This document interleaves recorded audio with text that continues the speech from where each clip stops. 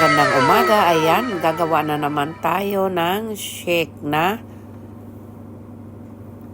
vegetable at saka fruits. Ayan, ang ating gagawin natin ngayon.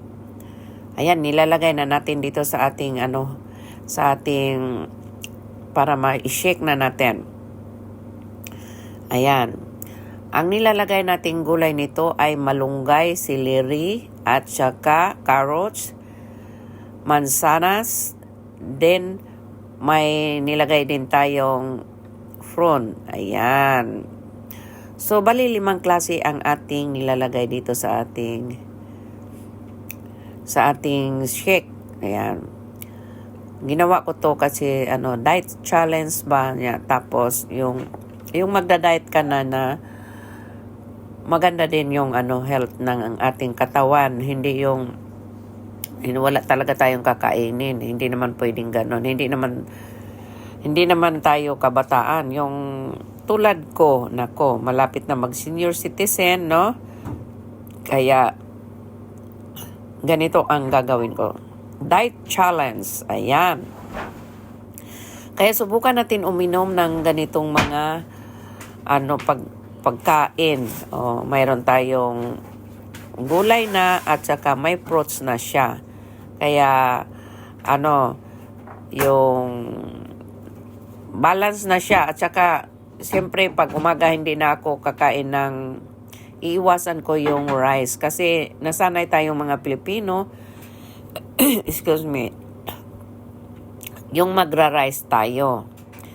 So, ngayon magcha-challenge ako ng ganito ang gagawin ko kaysa lagi nating lang natin yung nagtitipid tayo. Ayan, ito. May malunggay tayo, celery, carrots, tapos may fruit tayo, may mansanas. Bali 5 klase. Yan. Ulit naman. Yan. Itadakimasu. Ayan, uminom na si Ate Lab. Gusto kasi niyang yung maging okay yung kanyang health. Ayan. Sa dami pa namang haharapin pa ng problema. Siyempre, mayroon pa akong anak na bata pa, si Bonso. Diba? Kailangan natin, mayroon pa akong mama na kailangan kong suportahan. Kaya dapat mga ate, kailangan natin talaga mag-ingat sa ating kalusugan. Yung may mga dyan, may mga tanim yung mahilig sa farm, no? Ayan, gagawin yung shake yung mga nyo para fresh talaga yung iniinom nyo at saka madali ding tunawin sa ating tiyan.